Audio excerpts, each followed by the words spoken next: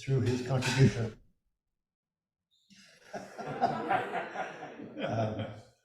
gained his first Paul Harris Fellowship.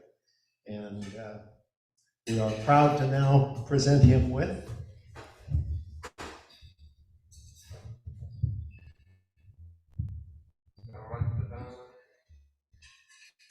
his wall plaque that he can display.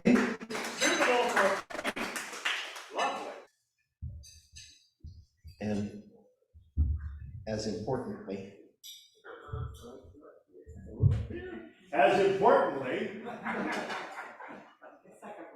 his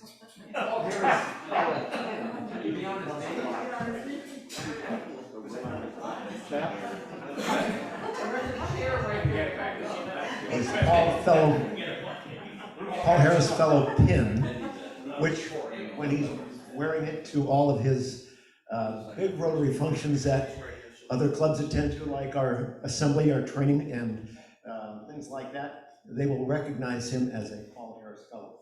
We are very proud and honored to have him here and join the ranks of lost the life.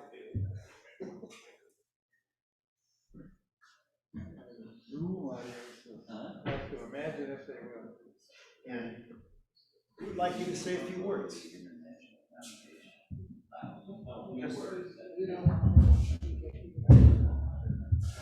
Well, I've been in the club about, I think, 6 years now, and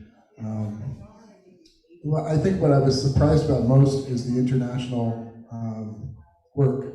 I guess I had heard about polio, but I didn't really understand how much the Rotary is involved around the world. And Michael Cook, you've definitely inspired me through the work with Dr. Good and Global Offsite Care and Jerry Michelin. I don't know everyone who's been involved, but I've definitely been inspired by that probably more than anything. And as I was telling Mike this morning, it surprised me how much I feel like I have family here. I don't have actual family in this area, and I just feel like there are people I trust in town, and that's a big deal. Thank you.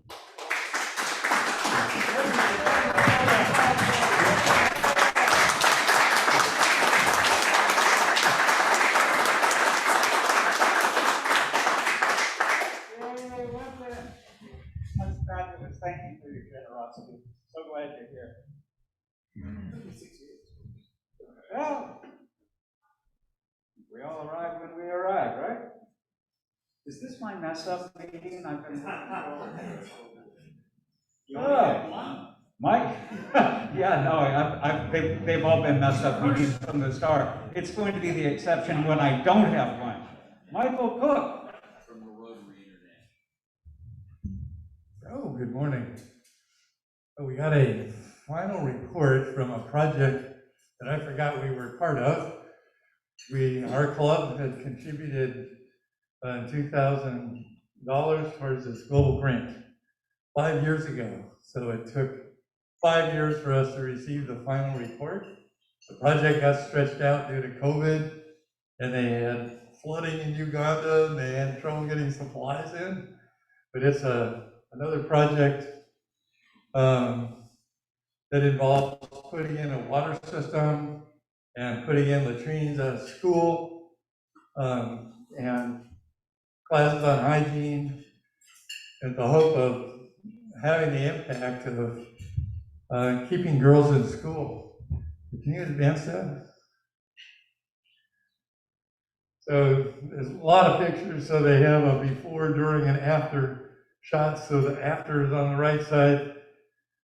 Those are latrines. They made 17 stalls for this. There's about 1,000 students in this school. They upgraded that. They rebuilt some classrooms.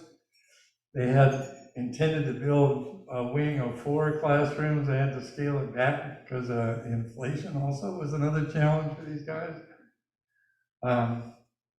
And they put in solar stuff. So there's a new well in the lower right corner. There's just the head of a well, and there's a stick, and there's a solar panel on top. So they don't rely on their electrical grid to get water out of the well. They've been waiting years for this well to be put in. It benefits the teachers and the pupils, but also the community can come and get water that's not contaminated. So next slide. A couple other things. So it shows there's solar at the school that also powers a computer, and they built 70 desks. So they didn't have desks. So the pupils would sit on the floor, and it's way less conducive. And they put in bookshelves and other such things. Next slide. So I know there's a lot of text, but it's a testimonial about this project.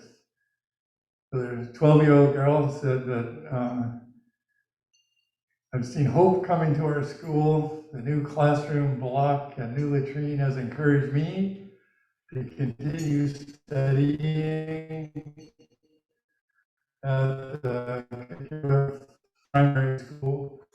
I was planning to go somewhere else, to a different school, because the classroom would dirty my uniform in one day, and I've been washing my school uniform every day. And the latrines were so bad that she would go home at lunchtime to use the latrine at home because she couldn't handle the queue. Many years we've been requesting a borehole in our school here, and we thank God so much for Rotary Club of Lyra, that's the lead club in the vicinity, and its partners for coming to our rescue. I'm so happy for a time like this that we've got clean water, although not yet completed. And I request my fellow parents that the responsibility of the water belongs to us. Let's go to the next slide. So in the final report, they have a lessons learned section, and they were just looking at what was the impact. So they had enrollment of 760 in 2017, and now it's at 1,200 because they increased facilities provided by the project. And girls completing the 7th grade doubled. They had 30 completing it 4 years ago, and now it's 63. So they made progress on that. And academic performance in the national exam is improving. It says a lot of learners are scoring well. Not like the last part, but the girls are performing better than the boys. Go Chicas. I notice only women are talking. So that's it. This is another example of an international service project that we touch lives in Uganda. And it also demonstrates it can take a long time, but there's a lot of persistence, and the people in Uganda stretch every dollar, so they make the most out of what we provide. So what was the total cost of the project? I didn't read that part of the report. No, I don't remember exactly, but it's about $60,000. And how much did we contribute? We contributed $2,000. Good value, huh? Great thing to have happen. Thank you, Michael. So, happy birthday to Ellen Bauer on the 14th and Pamela Olson. You know, just head north and you can see them both. Membership anniversaries, Gus.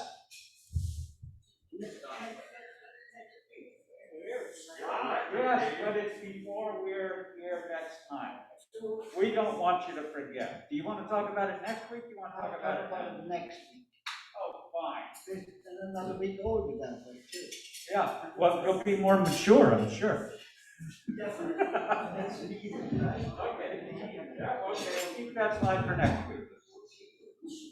And talk about magic moments, the friendships that form here in our group and are so wonderful. Here we are up in Cool, California, 3 Rotarians, 2 former members of the club, 1 current member of the club. Darlene, it's wonderful to see you all up there together. Glad you have a friendship that continues. It was a fun visit. I'll bet it was. And Michael, what's going on in here?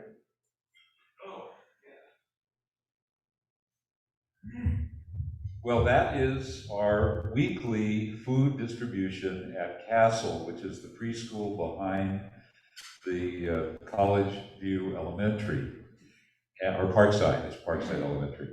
And it's a group of us who get together every Thursday, about 2 hours from noon to 2, working with a representative from the Redwood Empire Food Bank. They bring a 18-wheeler, back it into that Castle parking lot, and unload literally tons of food that then we put into boxes and distribute to both the families of the Castle preschool family and also to cars who drive through. And that list of cars that drive through is mentored and organized by the representative from the food bank. So it's a very good project. Dewey Watson was our club member who is really responsible for pulling this thing off. A number of years ago, we've been doing it about 7 years, and finally have a picture. Thank you, Michael. Okay, and there was activity. Some of our group went over to the Sebastopol Center for the Arts and painted the place. How nice. A blank canvas ready for art. Thank you to Nick and Michael and Bob, sitting down in the corner. Bob, were you sitting down on the job? He's supervising, okay. Well, yeah, you worked for the county, I remember. So good, you probably were expert at that. Who are the mystery shadows?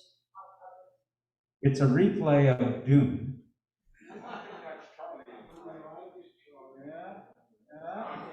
Well, now we'll know. There they are. Out there at Salmon Creek on fairly level ground, right? Walking along the coast and leaving your footprints in the sand. Lovely thing for you to do. Monday. This Monday, there's another one. Joe, where are you going? We're on one of Dewey Watson's places out in Occidental, but we're going to leave a little later, 8 o'clock. Right, Dan? Yep. 8 o'clock, hot month. They're going out to a place in Occidental that Dewey Watson knows. Oh, St. Dorothy's Rest. Yeah, we all know that. Anybody with some gratitude they wish to share today? Something that is good in your life.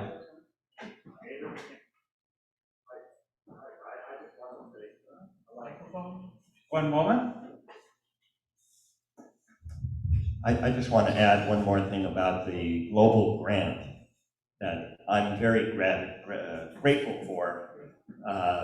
That $2,000 that our club donated got matched by our district money, and then that gets matched by the Rotary Foundation that we donate to, that Linton has donated enough for a Paul Harris Fellow.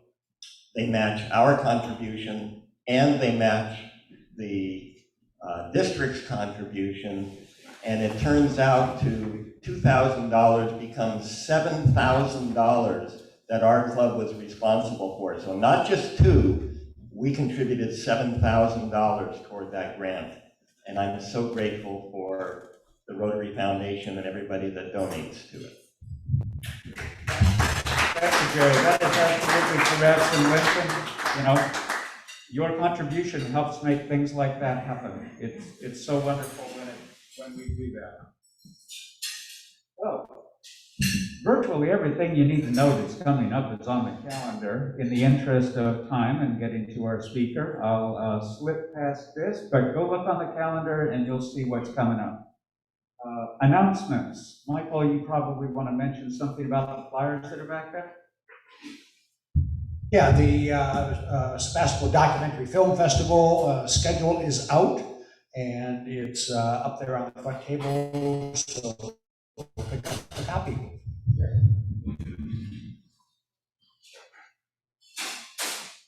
And along that line, April 23rd, 24th, mark your calendar, be in town. We're going to be superheroes again. There will possibly, I don't know if it will be specific to our club, but all of the service clubs, I think, are putting together a booth over at the Apple Blossom Festival. So it's a great way to let people know what we're doing. Joe? Just real quick, another great breakfast, but did you all notice there was a little treat at the end? Yeah, it's Charlie. No, Charlie wasn't the treat, but next to Charlie, someone, Kathy Rogers, brought some coffee cake.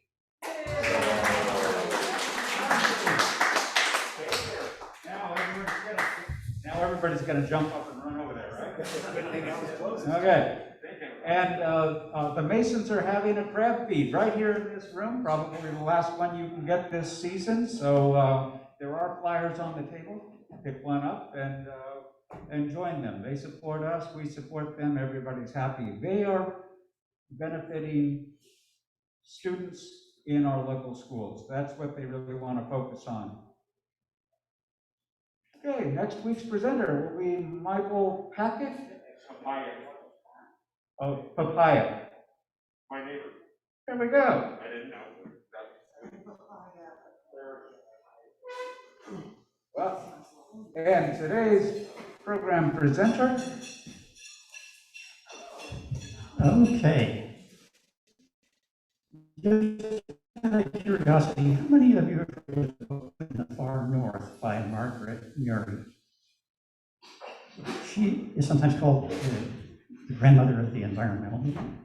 She went with her husband, who was a biologist employed by the federal government, to Fairbanks, Alaska. And the book is about the stories of their travels around northern Alaska, and it's just amazing. Where, the only way to get around was dog sleds and boats, and there were no GPS units or rescue beacons, and just an amazing book. And we have a modern day Margaret Murray with us today, and that's Ann Morkill, who is the executive director of the Laguna Foundation. She is originally from Florida. She graduated from the Colorado State University and earned her master's in wildlife management from the University of Wyoming. She worked for a bit for the BLM, the Bureau of Land Management in Fairbanks, but most of her career, extensive career, was with the U.S. Fish and Wildlife Service in some pretty exotic places. Her experience is extensive, but I'll just read a few items of it. She has worked for Wyoming Game and Fish Department, dealing with black-footed ferrets and prairie dogs. She worked as a wildlife biologist at the Monte Vista National Wildlife Refuge in southern Colorado. And then she became a wildlife biologist with BLM in Fairbanks, that's the one I mentioned earlier. And then she became the assistant refuge manager for the Arctic National Wildlife Refuge. That's the 20 million acres north of the Arctic Circle. And it's the one where, when you read that an oil drilling proposal has been whipsawed one way or another, every change of presidential administrations, that's the Arctic Wildlife Refuge. She became the assistant wildlife refuge manager for the Alaska Maritime National Wildlife Refuge Complex. And she managed operations for that, which basically includes the entire coast of Alaska, from the southern tip, almost up out through the Aleutians, up through the Bering Straits, and up to Barrow, Alaska. Then she went back to Florida and became the refuge manager at the Florida Keys National Wildlife Refuge.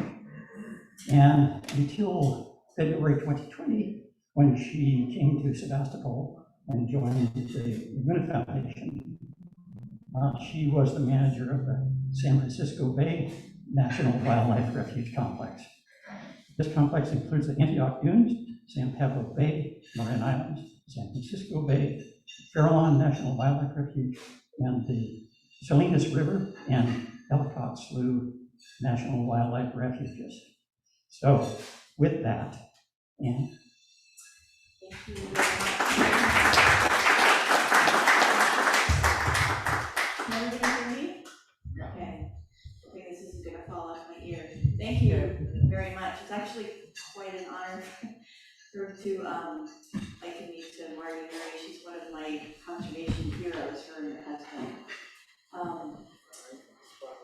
I'm going to start around it's a print shot from our webpage about a lot of different activities that are coming up, including this coming weekend. We're doing habitat stewardship projects at different locations around the watershed. Our next one is at Roseland Creek, but you can find all of this on our webpage.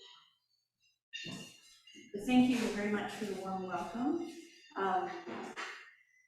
Charlie said I started in March 2020. I actually just had my 2-year anniversary last week, and we all know what happened in March 2020. So I was in our beautiful restored farmhouse on a stone farm for 2 weeks, and then we all went home and worked on Zoom. And we've been for the last, probably since last summer, kind of in a hybrid mode ourselves, working from home and working out of the farmhouse.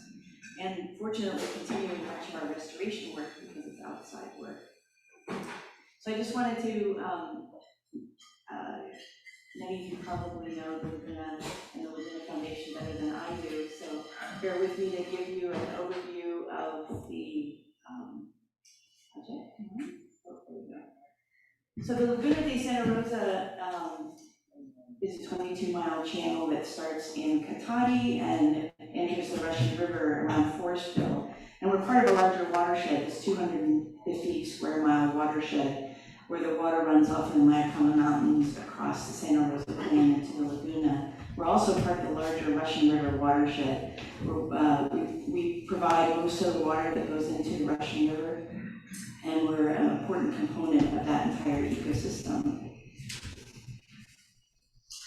So I first also want to acknowledge that these lands were important traditional lands for the coastal Miwok and Pomo and Wapo Indians and others that have settled here in Sonoma County. And so there was a presence of Native Americans for 5,000 to 8,000 years prior to European settlement. And in Sebastopol, if you're familiar with the Uplands Preserve, which is behind the old the Sonoma Specialty Hospital, not sure what it's called now, Palm Drive. That was one of the largest settlements in this area, and rivals places like Tole and Omaha and other Native American settlements. It was known as the village of Elderberry. And of course, with the Spanish and Mexican land grants, just showing you some examples of what they perceived the Laguna to be like. On the left-hand side, a string of island or a string of lakes, hence Laguna, and creeks, and then with the Mexican land grants, and then later additional settlement by Europeans, all the lands were carved up. We can see the Laguna in the middle. And this is a really popular area in the late 1800s, early 1900s for fishing and hunting and boating. The picture on the top right is Lake Coneve, which is along High School Road. And so it was very popular in that time. But of course, with development and human population increasing, it became, sorry, I get confused on my notes. So the land uses in this area, both with the apple production and early dairy and agricultural conversion, it ended up being used, and often this is the history with wetlands all over the world, is we tend to turn our backs on wetlands. They're seen as places that have disease and mosquitoes, and it becomes a dumping ground, and unfortunately that's what happened here locally, is it became a dumping ground. And then with the environmental movement and local activism in the 70s and 80s, people realized that the Laguna was an incredible environmental resource, providing water and fish and wildlife habitat. And so they pushed, all the communities came together and pushed for further action, so that now we have the Laguna treatment plant that the city of Santa Rosa runs, and a lot of better practices and things have been cleaned up. And that led to the founding of the Laguna de Santa Rosa Foundation in 1989, with a lot of Sebastopol residents and landowners and regulators realizing that they needed to work on this area.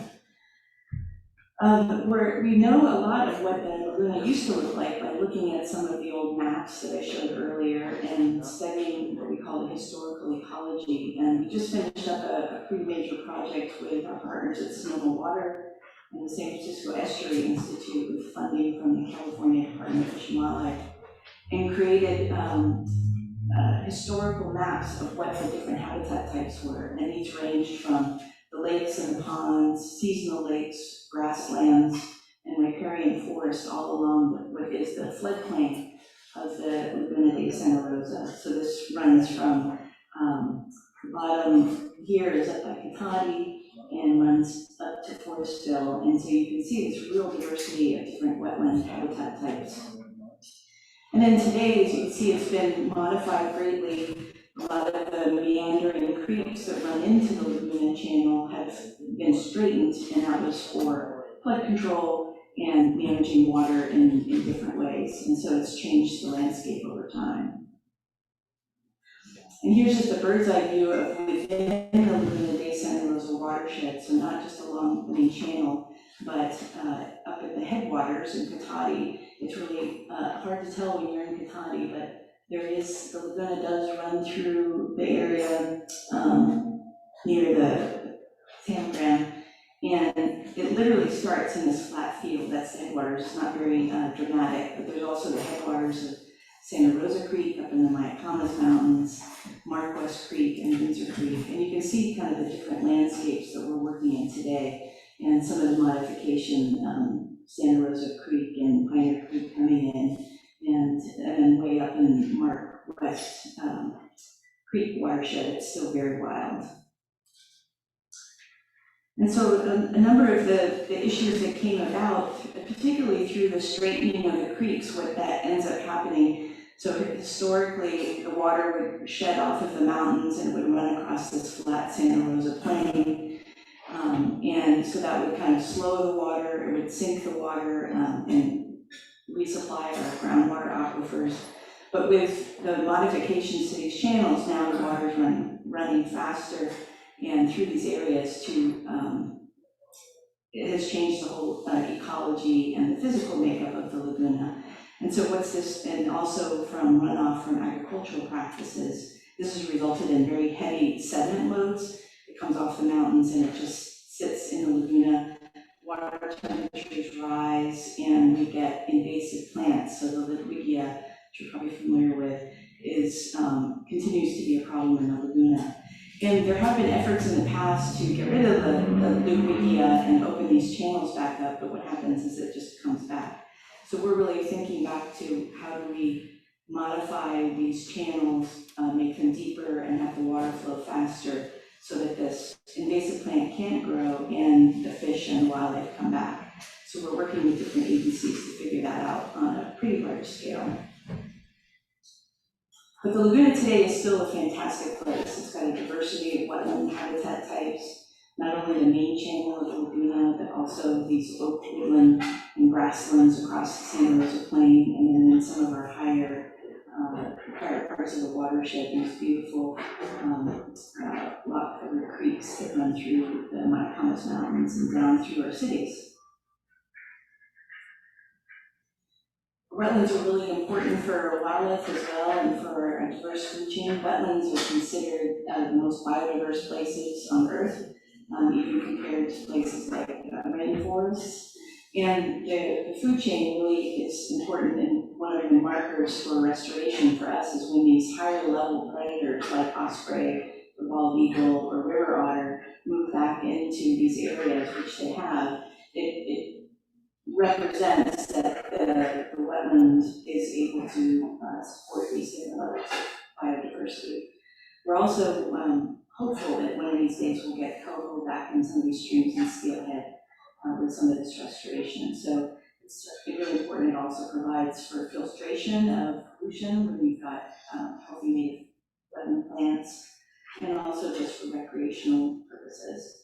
And so, as I mentioned, it's really important for our human well-being as well. It provides opportunities for hunting and fishing, for just nature watching, wildlife photography, as well as important today, continues today to our Native American residents.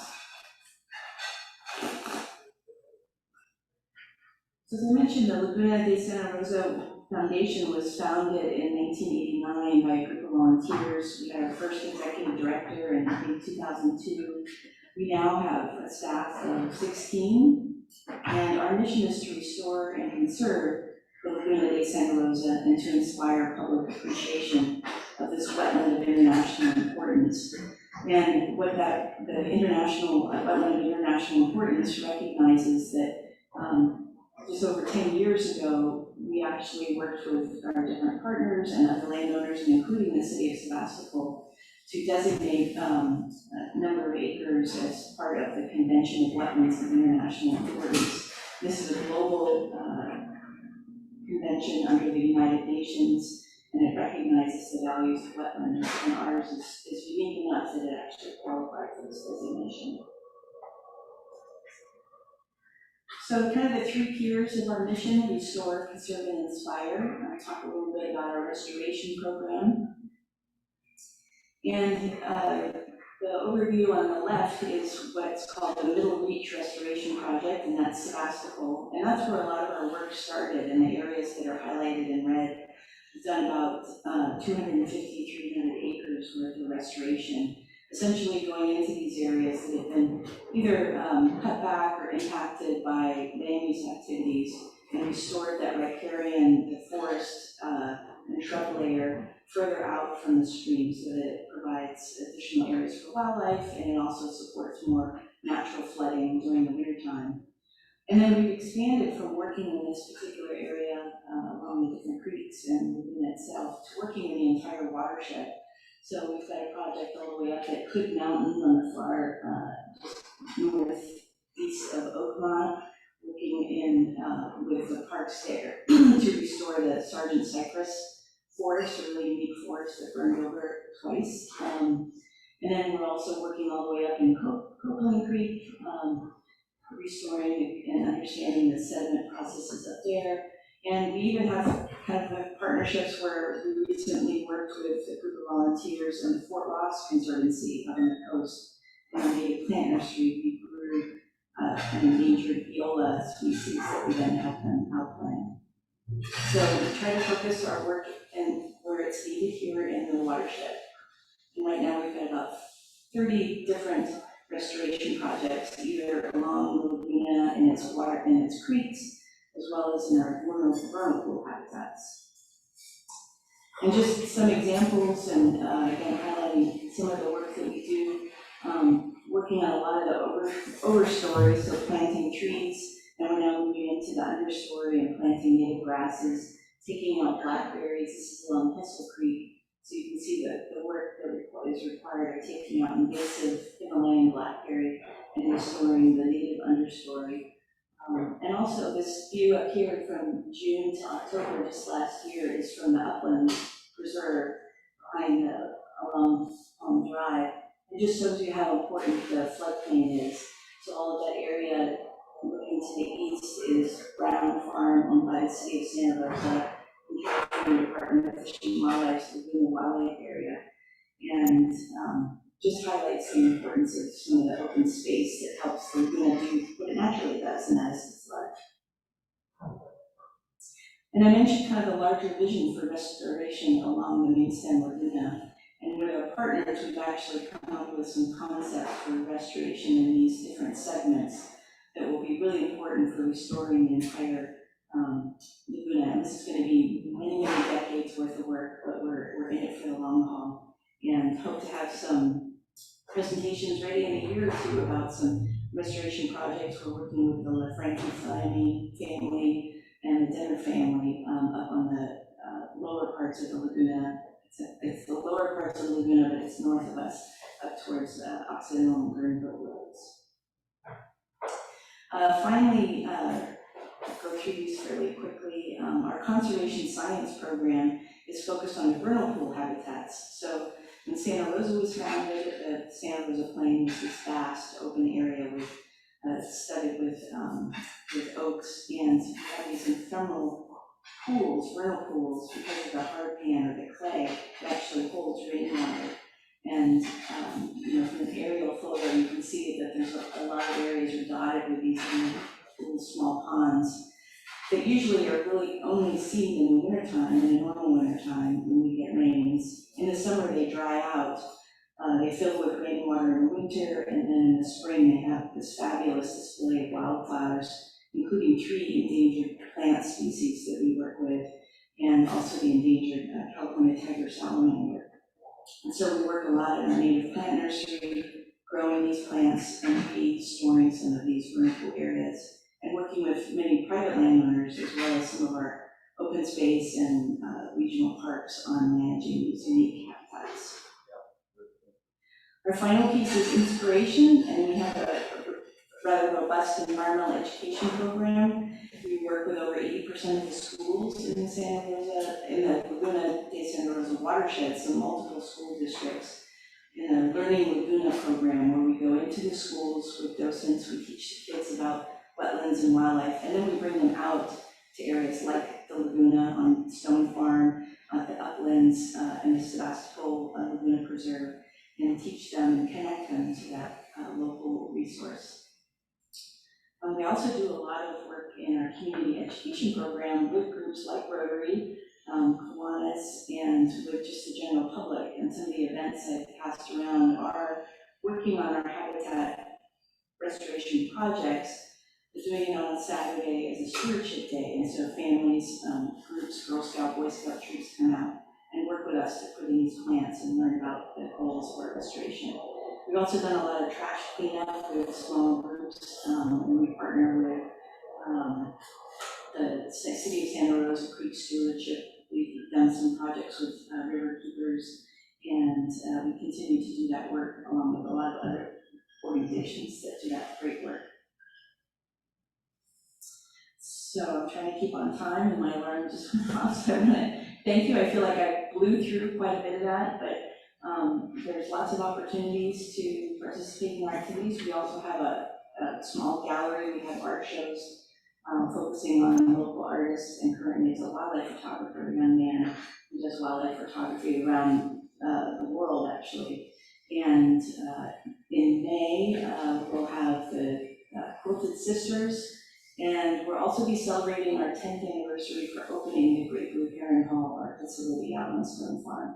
So we'll make sure that we get that announcement out, and that's planned in June. We'll have this big open house and welcome people back to Stone Farm, where we've been managing it for the last couple of years remotely. So.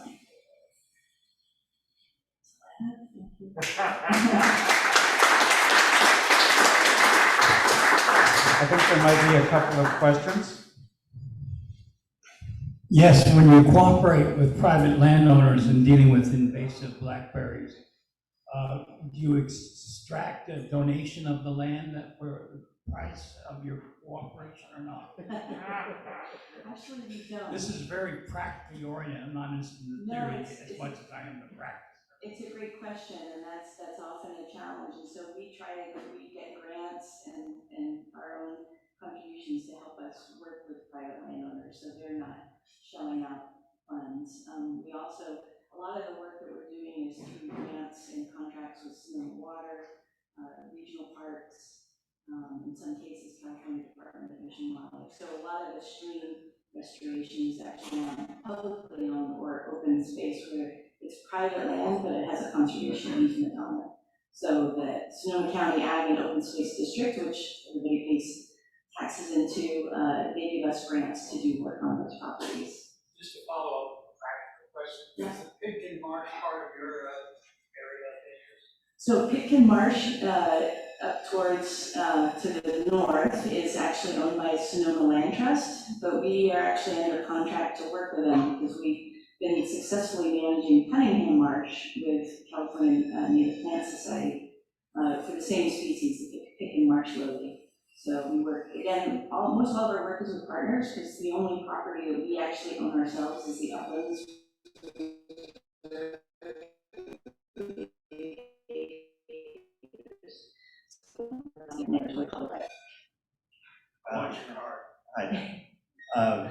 Thank you for what you do. I really enjoy going out, especially in the Laguna Trail by the gas station, to photograph raptors and other birds and wildlife that are out there.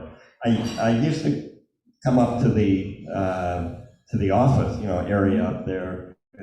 We got some nice birds there too. Is that still available, just to come up and enjoy the area, walk around out there? Yeah, so right now we are inviting folks back by appointment, and then probably within the next month, we're gonna open it back up to just people dropping in, so. Can you bring dogs? So currently, dogs are not allowed on the property. That's a question I've had from a lot of folks, and during parts of the year, we do have a local dairyman that leases the property, so we have livestock on the property. That's been a concern. Dogs. Yes. What's the forward-looking opportunity to, what is the forward-looking opportunity? Anyway, when it comes to climate change, how are we going to do that? That's a great question. So it's about looking forward for climate change, and that's really the work that we did with Sonoma Water and looking at the historical ecology and then looking forward for what are the possibilities. We've taken climate change into account, and it creates a sense of urgency for us as well to restore some of the laguna so that it does hold water, more water, even though there's less water. The work that we're doing in the vernal pools is around drought, so we're trying to replicate different populations of these plants many times over so that if some blank out because of drought in one area, they'll exist in another area, and we're maintaining that genetic diversity in our native plant nursery. And then also using tools like grazing and prescribed fire to manage those grasslands as well, to give those plants a boost. When we do get rains, and they are able to reproduce. So, yeah. And thank you so much for joining us today in that wonderful presentation. I'm sure we were all impressed with your history and your work and what you're doing for us right now, right here in our community. It's so important. And we do help out in ways. We go pick up the roadway, right, Bill? We go pick up the roadway along High School Road, trying to keep that stuff out of the laguna. So everybody contributes, everybody works. So, Bill, hold on.